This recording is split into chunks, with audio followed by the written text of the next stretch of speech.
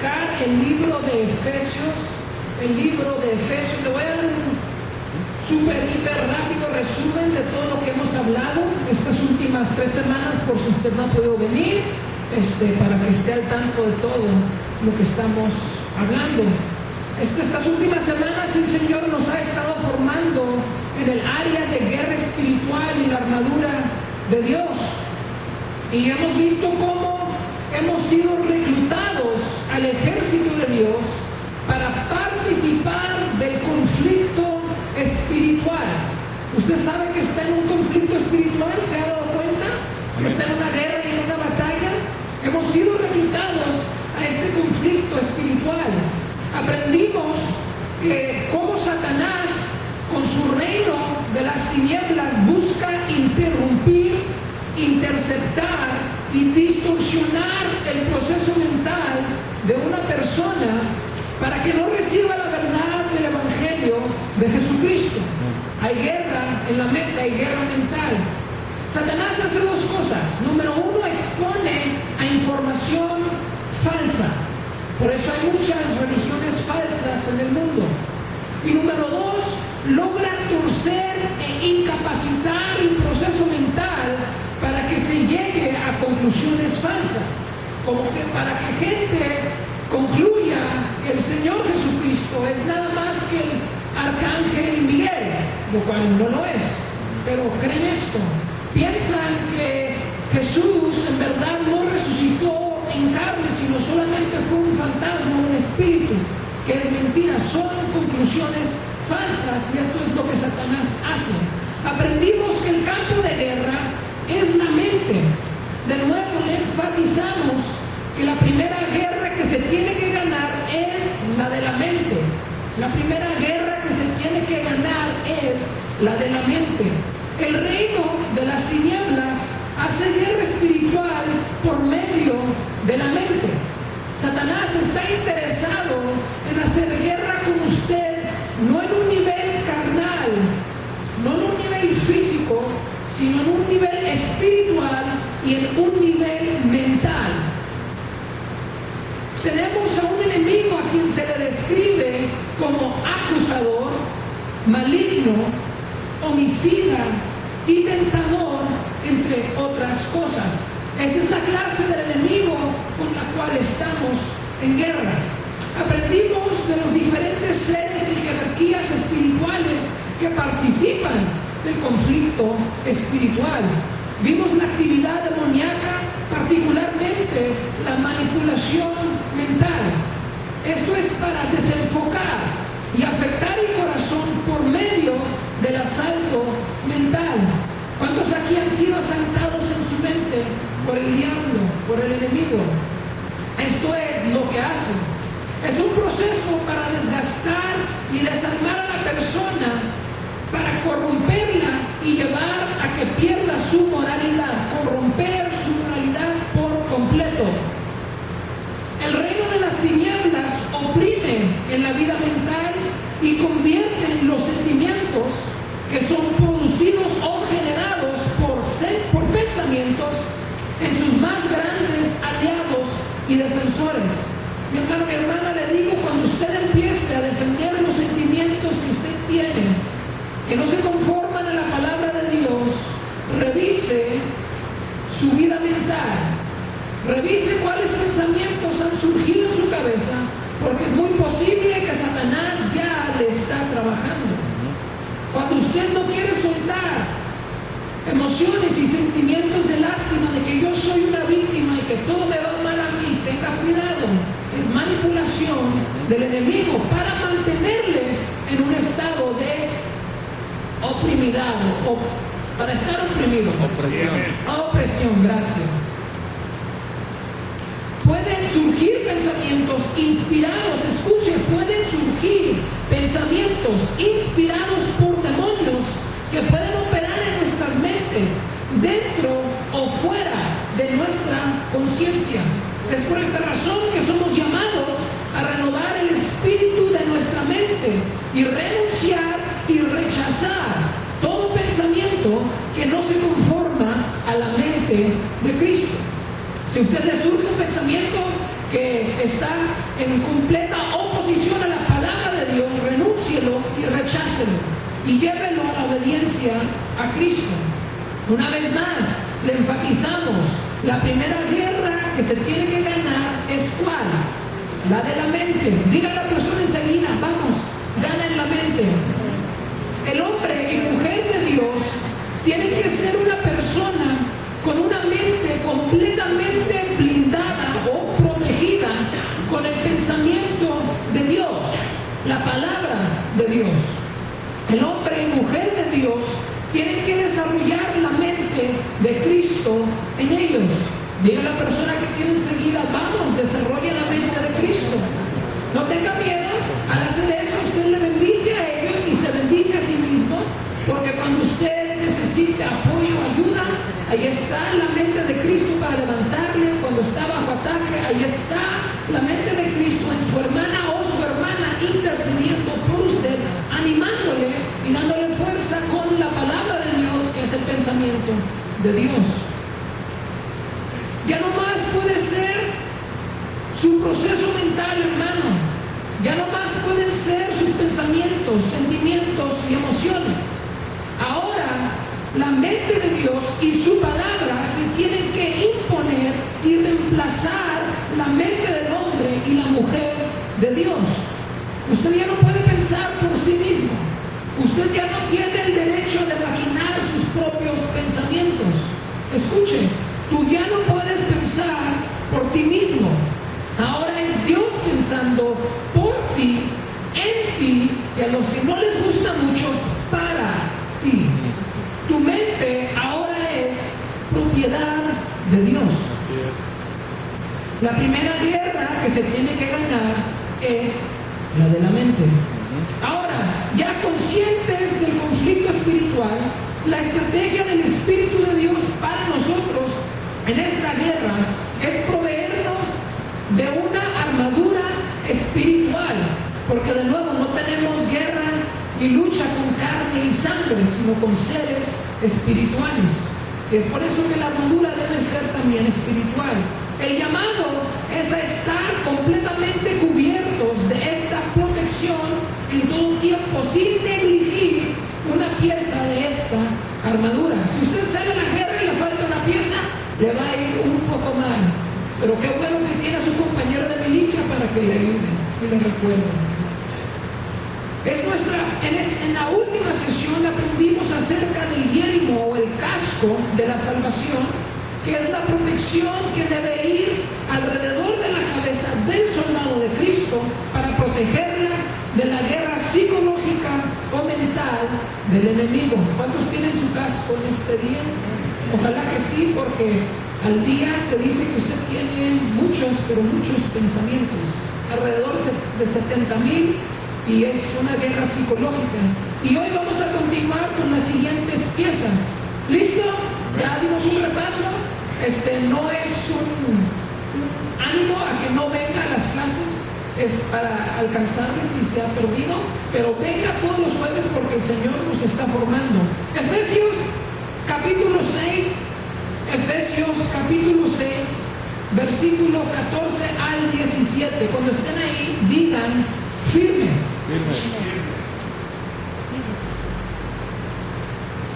Firmes. Dice así la palabra del Señor: estad pues firmes, ceñidos vuestros lomos, ¿con qué? La verdad. Y vestidos con la coraza de ¿qué? Justicia. Y calzados los pies con el apresto del evangelio de ¿qué? De la paz. Sobre todo, tomad el escudo de ¿qué? La fe, con que podáis apagar los dardos de ¿qué? Del fuego del enemigo, del maligno, perdón.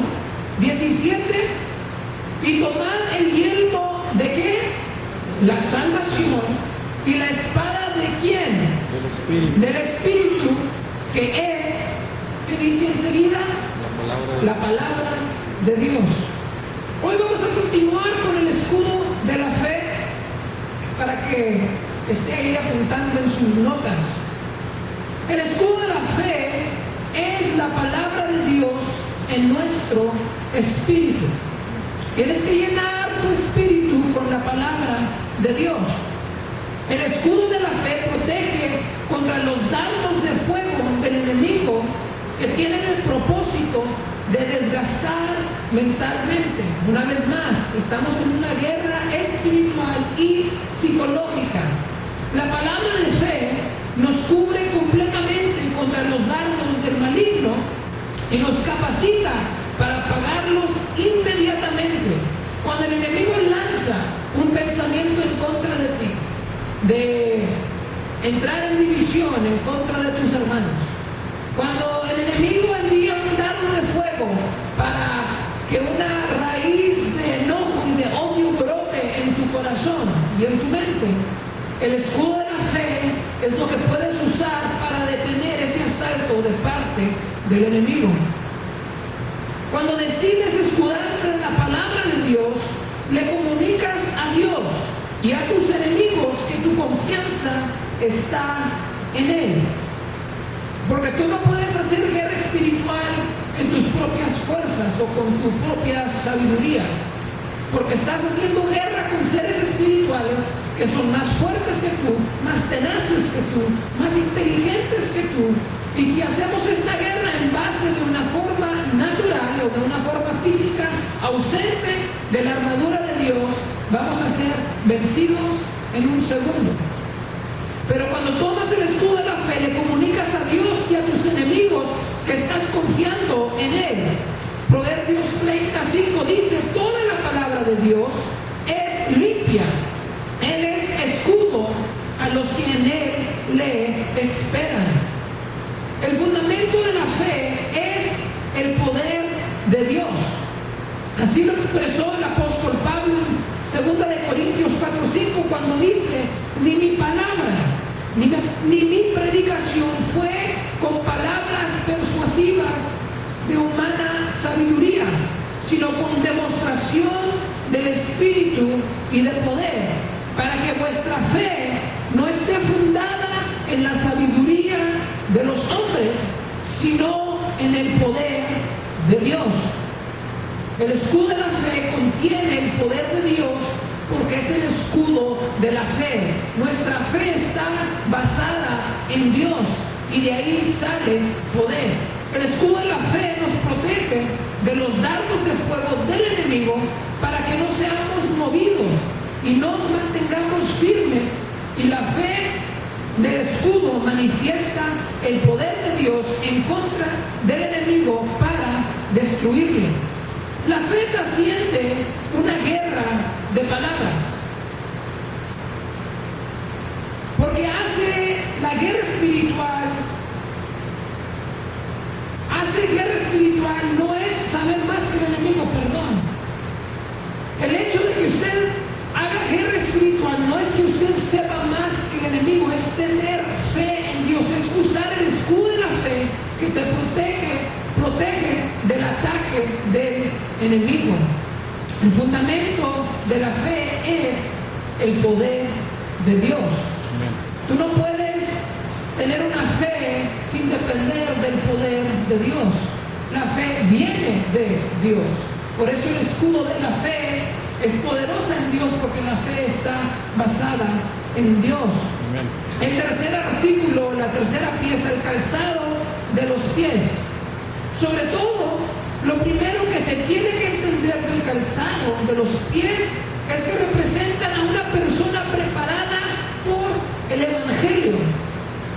Cuando usted está listo para salir de su casa, ¿qué es normalmente lo que se pone primero para poder ir afuera a manejar o a caminar? Se pone sus zapatos. Está listo para caminar, está listo para hacer su jornada o su viaje. Y esto es lo que representa el calzado, una persona que está preparada, pero está preparada por el Evangelio. Ponerse el calzado también significa atar debajo y sujetar debajo de los pies. El Evangelio de Cristo es lo que te prepara para la guerra. Es por eso por lo que estás contendiendo y te prepara el Evangelio de Cristo para la guerra. Lo segundo que se tiene que identificar es que se usa la frase el Evangelio de la paz, el Evangelio de la paz, y juntamente con el calzado de los pies. En este contexto, hacer guerra espiritual es vivir en paz. Como que no tiene sentido, ¿no? Como que estoy en una guerra, pero puedo vivir en paz. Por el Evangelio de la paz puedes vivir en paz. No es un llamado, escuche, a ser un pacificador, una persona que no hace guerra, una persona que siempre busca la paz. No se está refiriendo a esto, sino es una referencia a un principio de guerra. ¿Cuál es este principio? Es el poder de la paz. Diga conmigo, el poder de la paz.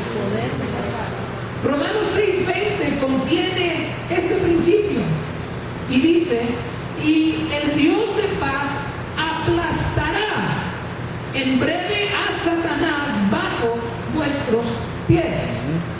¿Cómo es posible que tú puedas destruir por medio de Dios, que puedas aplastar a tu enemigo si estás en paz? No estás haciendo nada. ¿Cómo? ¿Cómo ganas una guerra sin hacer algún movimiento? Es estar en la paz del Evangelio. Déjeme se lo explico. La paz es poder. ¿Sabía eso? La paz es poder. Un hombre de paz puede hacer más daño en una guerra que un hombre perturbado en su mente, porque la paz condiciona a que tú puedas usar agresión espiritual, escuche, de una base estratégica de calma. Han sido muchas las guerras y muchas las batallas que se han perdido porque algún general o alguna persona que estaba sobre el ejército hizo una decisión muy apresurada, porque no estaba su mente en paz, porque sus pensamientos estaban corriendo a miles y miles y miles de horas, de miles de millas por hora, y no pudo calcular bien lo que estaba haciendo su enemigo.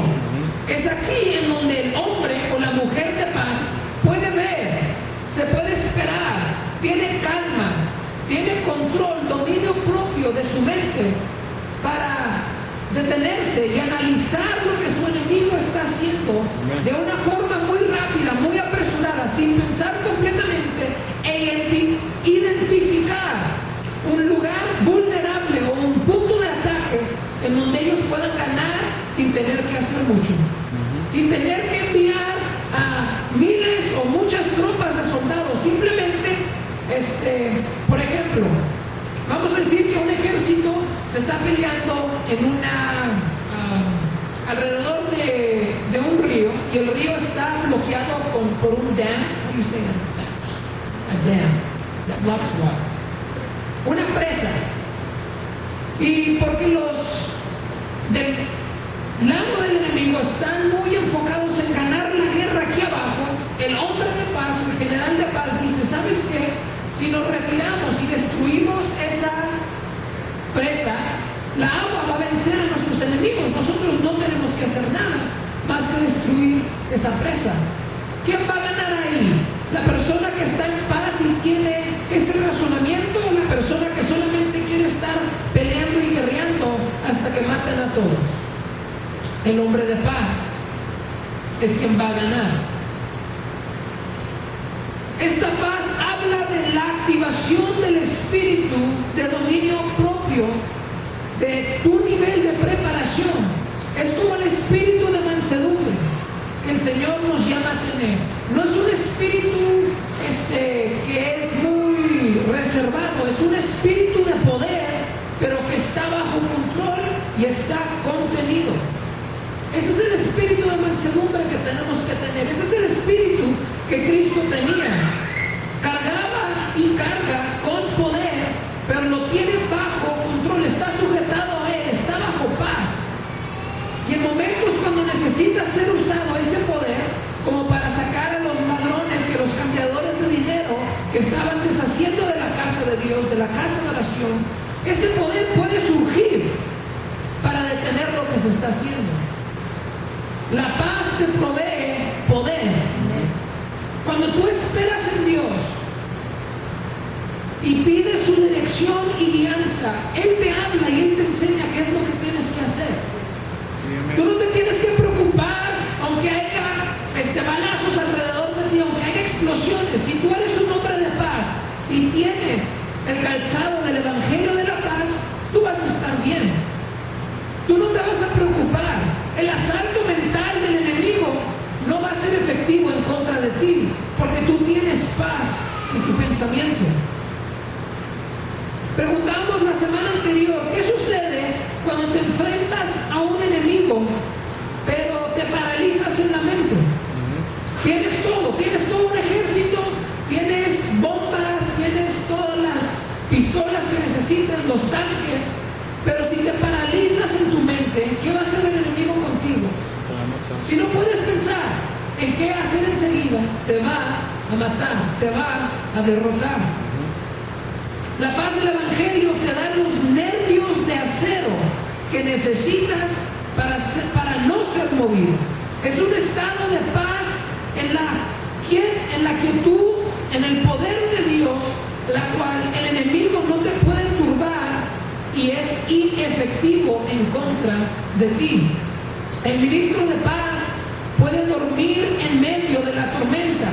Recuerda, Cristo estaba dormido en la barca y los discípulos están ahí preocupados y Cristo descansando, durmiendo en medio de una tormenta. Tu calzado de paz es lo que soporta todo el peso de la guerra. Si tú puedes ser un hombre o una mujer de Dios con el calzado del Evangelio de la paz, aunque haya guerra en contra de ti, aunque haya explosiones y balazos y espadas y lanzos y todo lo que usted quiera, pero si usted tiene paz, todo eso no le va a afectar, porque tiene la paz del Evangelio de Cristo. El enemigo no te puede perturbar. Es un estado de paz que te guarda de las reacciones extremas y carnales en que el enemigo puede usar en contra de ti. Cuando no tienes la paz del Evangelio, tú vas a reaccionar de una manera muy extrema.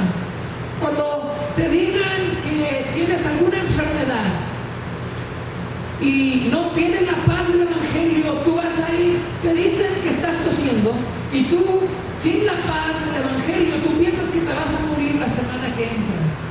Reaccionas muy rápido si no tienes el Evangelio de paz. Es por eso, por lo cual necesitamos calzar nuestros pies con el Evangelio de la paz.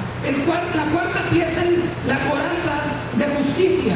Justicia es el carácter o la cualidad de ser justo y recto. Hermano, ¿usted es justo? ¿Usted es recto en todo lo que hace? Lo debería de ser. Cuando esté en el trabajo debería ser justo y recto. Cuando está en su casa debería ser justo y recto.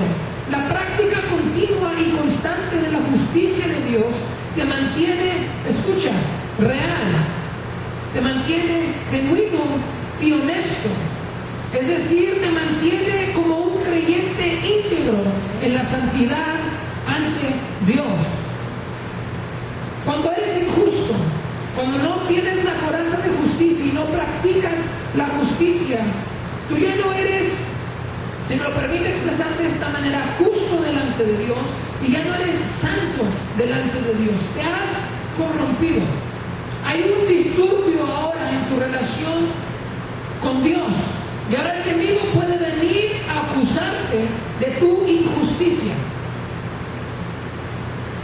Sí, podemos venir a Dios y Él es nuestro abogado, pero si hay injusticia en nosotros, y es una acusación justa y verdadera delante de Dios, Él puede permitir que Satanás empiece a asaltar nuestras vidas. Es como el mismo principio de robarle a Dios. ¿Recuerdan Malaquías? El Señor detiene al devorador porque están siendo fieles y confían en Dios y están entrando en pacto con Dios, pero cuando ese pacto, cuando esa sinceridad, cuando esa confianza no está con Dios, el Señor puede soltar a un espíritu devorador sobre nuestras vidas. Y es lo que puede hacer cuando no practicamos la justicia. La coraza del griego, tórax, cubría desde el cuello hasta la cintura. Habla de proteger el corazón. El corazón vino a simbolizar toda la actividad mental y moral del hombre, incluyendo sus facultades racionales y estados emocionales. Si tú no mantienes tu corazón protegido con la coraza de justicia, tus actos manifestarán las obras de la carne y pecado. Es por eso que tienes que guardar tu corazón con la coraza de justicia, para que tu corazón y tu mente no empiece a desear o a buscar actos de la carne, a satisfacer los deseos de la carne y entrar en pecado. Las decisiones, ¿de dónde emanan, hermano? Sus deseos, ¿de dónde emanan? Emanan de su corazón. Usted tiene que guardar y proteger su corazón con la coraza de justicia. La pieza de la armadura de la coraza de justicia se pone haciendo actos de justicia en obediencia a Dios. ¿Cómo te pones la coraza de justicia? Practicas justicia cada día.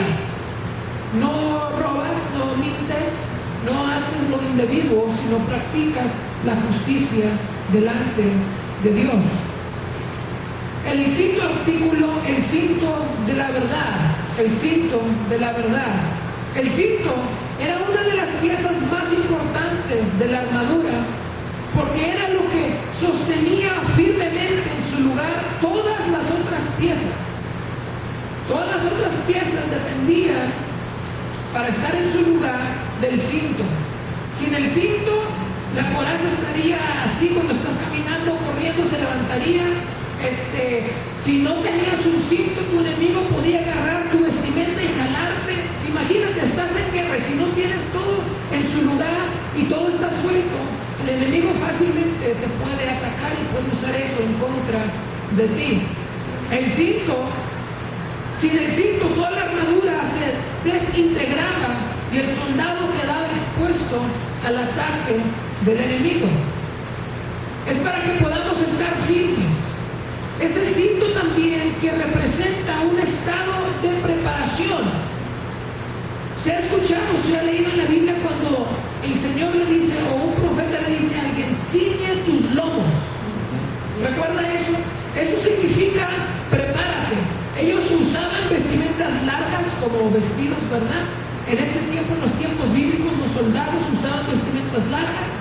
Y lo que significaba para ceñir tus lomos es que agarrabas tu vestimenta, la dabas vuelta por tus piernas, agarrabas el cinto y te lo ajustabas para estar listo para ir a correr e ir y hacer guerra. Ponerte el cinto de la verdad significa que tú estás listo y preparado. Nuestro enemigo es el padre de la mentira y lo ha sido desde el principio, ha sido mentiroso desde el principio. Inspira doctrinas falsas, inspira al hombre a adorar a demonios, obra con espíritus seductores. Lo básico que Satanás hace es venir en contra del hombre con la mentira. Juan 3:21 dice, el que practica la verdad viene a la luz para que sea manifestado que sus obras son hechas en Dios.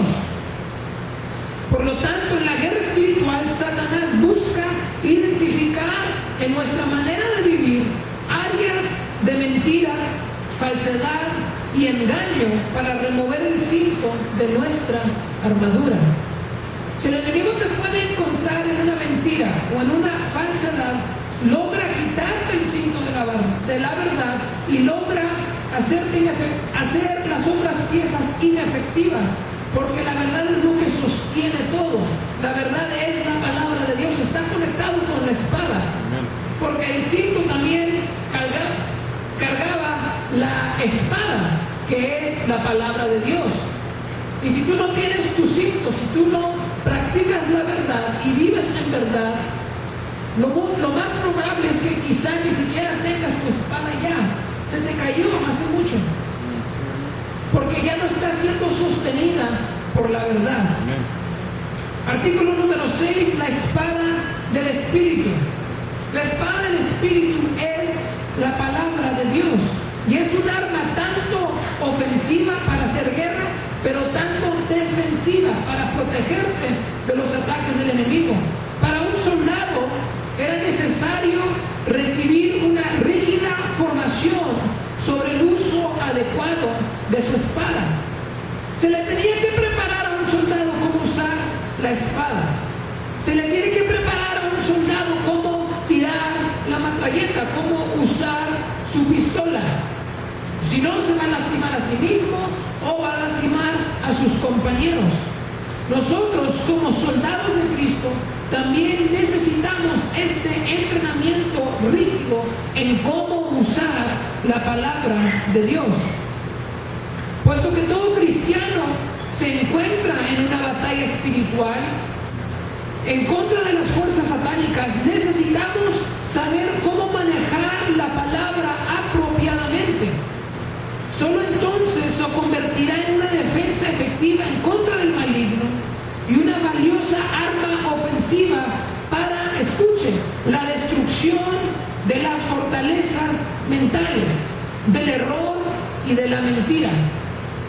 Si usted no sabe cómo usar su espada del Espíritu, que es la palabra de Dios, adecuadamente, el enemigo la puede usar en contra de usted. Lo trató de hacer con Cristo. Le dijo, échate de aquí, el que no dice la palabra, que el Señor envía a sus ángeles para que no tropieces. Y Jesús no. Vio lo que estaba haciendo Satanás, igual nosotros.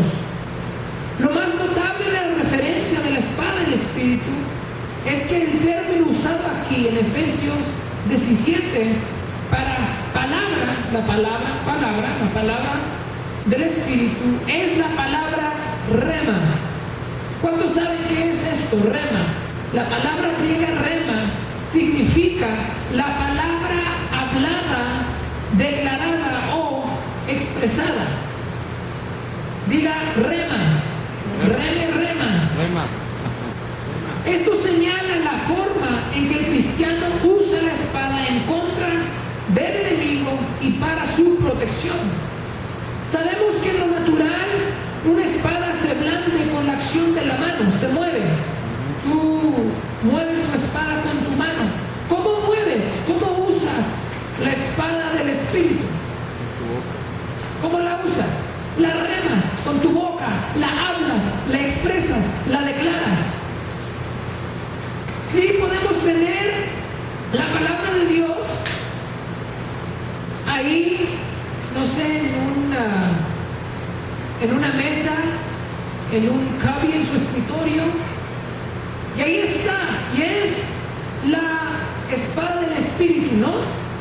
Pero si solamente la tengo ahí y está colectando tierrita y solamente la levanto los domingos o los jueves y no la hablo, no la declaro, no la proclamo, ¿estoy usando la espada? No, ahí está, ahí nomás está, se ve muy bonita, es la espada del Espíritu, es poderosa, pero necesitamos declararla, la necesitamos remar. Es por eso que la declaración de la palabra es muy importante.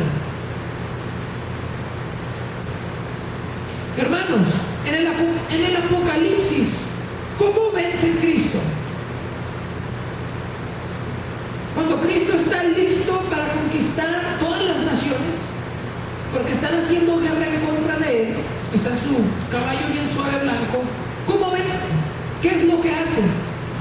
¿Saca una metralleta? ¿Envía una bomba nuclear? ¿Usa a sus legiones de ángeles? Miren lo que dice Apocalipsis. De su boca sale una espada aguda para herir con ella a las naciones, y él la regirá con vara de hierro. Cristo vence por la espada que sale de su boca. Cristo vence con la palabra remada del Espíritu. Así también nosotros vencemos. En la guerra espiritual es la declaración de la palabra de Dios en voz alta contra el enemigo que le da vida y movimiento a la espada del Espíritu. Si no hablamos, si no proclamamos, si no declaramos la palabra de Dios, no la estamos moviendo, no la estamos usando, la tenemos al lado. Es con la pronunciación de la palabra que la espada del Espíritu se blande. Si la palabra no se pronuncia, pierde su eficacia. Si el enemigo te está asaltando y está diciendo que Dios ya te ha abandonado, ¿cómo debes usar tu espada para guerrear en contra de eso? El Señor ha prometido que nunca nos dejará y nunca nos desamparará. Si el enemigo viene en contra de nosotros y dice que nos va a destruir y que tiene todo un ejército en contra de nosotros, ¿cómo blandes tu espada? Ninguna arma forjada en contra de mí prosperará. Cuando el enemigo empieza a asaltar tu mente, tú empiezas a declarar la palabra de Dios como lo hizo Cristo. Cristo, cuando estaba en la tentación, antes de empezar su ministerio, esa no es una conversación en la mente, esa es una conversación actual, es una conversación verbal entre el diablo y entre Cristo. Y en cuanto Satanás le daba una propuesta, Jesús remaba la palabra de Dios. No solamente de pan vivirá el hombre, sino de toda palabra que procede de la boca de Dios. Cuando sientes que ya no tienes fuerzas, tú tienes que remar y proclamar: todo lo puedo en Cristo que me fortalece. Aleluya. Estás usando tu espada. Cuando estás en una situación adversa y ya no tienes paz, tú puedes y debes declarar y proclamar y sacar la espada y decir: yo tengo la paz que sobrepasa todo entendimiento. Tienes que usar tu espada. No es simplemente tenerla aquí. Y no me malentiendas, sí, aprenda, memorices la palabra. Ahorita vamos a ver que es parte de cómo usar la espada, pero también reme la palabra, también pronuncie la palabra. No se quede callado, hable, proclame, exprese, reme la palabra de Dios.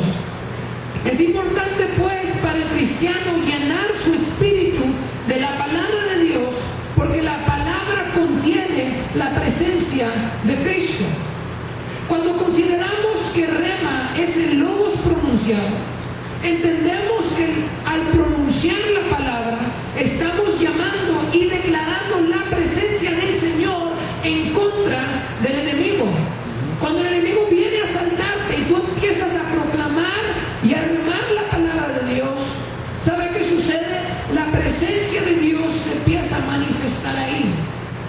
Quizá no lo pueda ver, quizá un demonio, algún ser espiritual está en su habitación y le está oprimiendo, pero usted empieza a proclamar la palabra de Dios y usted empieza a declarar lo que dice la palabra.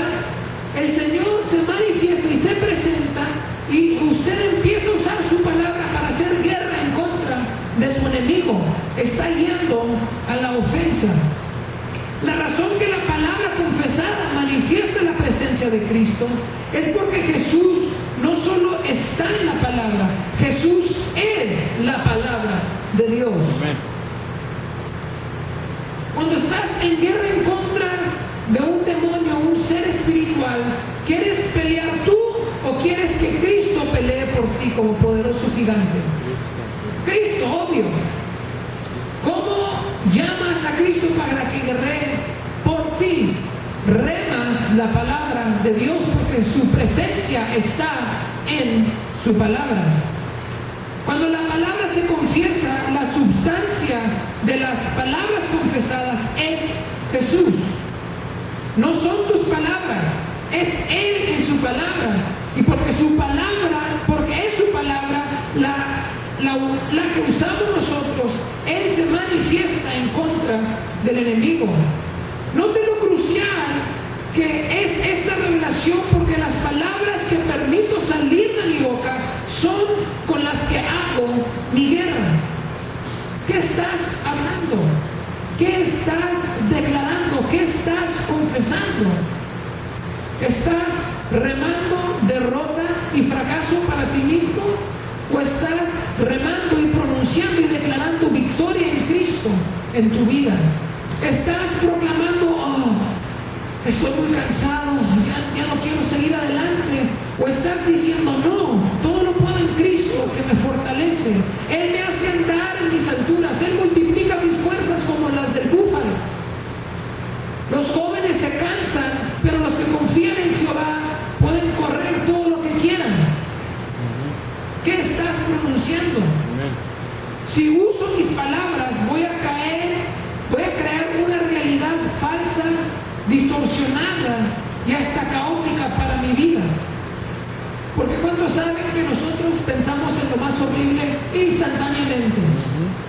Pero la paz del Evangelio de Cristo nos mantiene en calma, y cuando remamos la palabra de Dios podemos vencer. Miren lo que dice Efesios 4, 29 al 30. Ninguna palabra corrompida salga de vuestra boca, sino la que sea para la necesaria edificación. Muchos entienden esto como la edificación de tu hermano, de tu prójimo, lo cual es correcto, pero también tus propias palabras te edifican a ti. Amén. Tus palabras te pueden corromper o tus palabras te pueden fortalecer. A fin de dar gracia a los oyentes, y no contristéis al Espíritu Santo de Dios, en el cual fuisteis sellados para el día de la redención. Cuando tú no remas la palabra de Dios, cuando tú no usas la palabra del Espíritu, contristas al Espíritu Santo. Te dice, mijo, mija, aquí está mi espada, úsala. ¿Por qué no la quieres usar? ¿Por qué proclamas y declaras fracaso por ti mismo cuando tú tienes todo lo que necesitas en mi palabra? El mundo espiritual se penetra y se derrota con el rema del Espíritu Santo. Es nuestra responsabilidad ante Dios ser determinantes en esta área de las palabras. Díganle a la persona enseguida, y si es su esposo o su esposa, dígaselo más suave, pero dígaselo firmemente: cuida tus palabras. Es nuestra responsabilidad ante Dios ser determinantes en esta área del uso de las palabras. Hablar lo que Dios habla es la manera de accesar y ser parte del poder de Dios. ¿Cómo efectúas el poder de Dios en tu vida? Lo declaras, lo proclamas, usas la palabra de Dios para declarar lo que Dios te ha dicho a declarar. Vamos a cerrar con esto. ¿Cómo se pone la espada del Espíritu? ¿Cómo se usa? Número 1, desarrollar la disciplina de la lectura de la palabra de Dios. No podemos blandir o usar en contra del enemigo lo que no sabemos. Si tú no sabes que todo lo puedes en Cristo, que te fortalece, tú vas a pensar que no puedes hacer nada. Amén. Cuando el enemigo venga a decirte que el Señor te ha abandonado y se ha alejado de ti, tú lo vas a creer si no sabes que Él ya te ha prometido que nunca te dejaría y nunca te desampararía. Si tú crees a la acusación del enemigo y tú no crees que tú tienes abogado para con Dios en Cristo, tú vas a creer que estás condenado para siempre. Tienes que estar familiarizado con la palabra de Dios. ¿Cómo podré usarla para derrotar al enemigo si ni siquiera la conozco? No voy a poder. Número 2, antes de leer las Escrituras, ora y pídele al Espíritu Santo que te dé la revelación de la palabra de Dios. Él la inspiró, Él la conoce, Él te la enseña. Número 3, familiarízate con tu espada. Aprende dónde están los libros de la Biblia. ¿Usted se sabe el orden canónico de todos los libros de la Biblia? A ver, Génesis, Éxodo, Levítico, Número, Deuteronomio y ¿quién sigue? Familiarícese con eso. Aprenda y busque e indague ¿Cuál es el tema de ese libro? ¿Cuál es el objetivo de Dios en este libro? El libro de Filipenses, por ejemplo, tenemos a Pablo que está en una cárcel, pero todo el libro de Filipenses es una carta de gozo y de victoria. ¿Cómo? Es lo que Dios quiere comunicar a través de eso. Es muy importante aprenderse también o a dedicar tiempo a aprender sobre la historia de la Biblia, de cómo está organizado la historia de la Biblia. He aprendido yo que al saber el orden histórico de la Biblia, que sería Génesis, Éxodo, Número, y después Josué, y después Jueces, después Primera y Segunda de Samuel, Primera y Segunda de Reyes, y después es el exilio, y después es Esdras y Nehemías. Ese es el orden cronológico de la Biblia. Y si usted lo lee así y sigue esa línea, usted puede ver el desarrollo y la corrupción de Israel y del pueblo de Dios, de cómo confiaban en Dios, cómo celebraban que Dios los había sacado, pero ya cuando llegas a Segunda de Reyes, al fin, el Señor está listo para llevarlos al cautiverio. Esta información nos ayuda a entender y a captar lo que la palabra de Dios nos enseña. También aprendemos de los contextos de estos tiempos. Usted sabe que muchas de las cosas que están en la Biblia están fuera de nuestro conocimiento porque no fuimos parte de esos tiempos y de esas prácticas. Es importante también estar familiarizado con eso. Y número 4, meditar en la palabra de Dios que has leído. El repaso continuo de la palabra de Dios también es como el Espíritu Santo nos habla.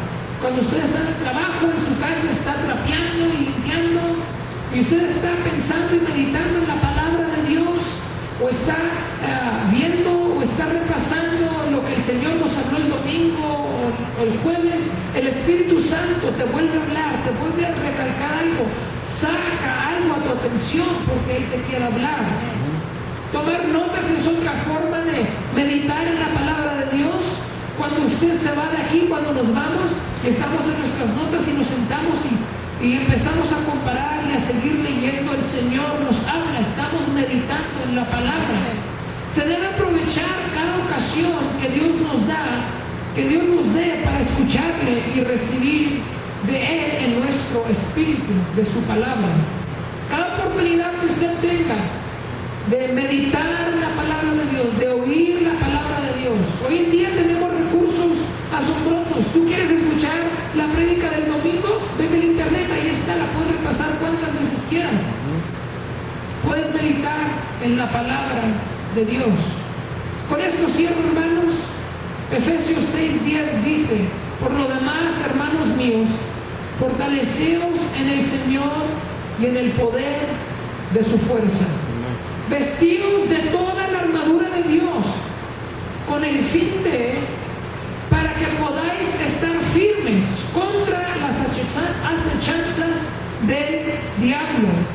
Porque no tenemos lucha contra carne y sangre, sino contra principados, contra potestades, contra los gobernadores de las tinieblas de este siglo, contra huestes espirituales de maldad en las regiones celestes. Por tanto, tomad la armadura de Dios para que podáis resistir. ¿Quieres resistir en esta guerra? Toma la armadura de Dios para que podáis resistir en el día malo y, habiendo acabado todo, estar firmes. ¿Usted quiere ganar? ¿Quiere que al fin de su vida usted esté en victoria? Póngase la armadura de Dios. Practique la armadura de Dios. Y con esto concluimos esta porción de la formación ministerial, de guerra espiritual y la armadura de Dios. Véngase el próximo jueves porque vamos a entrar en otra área para que el Señor nos forme. Amén.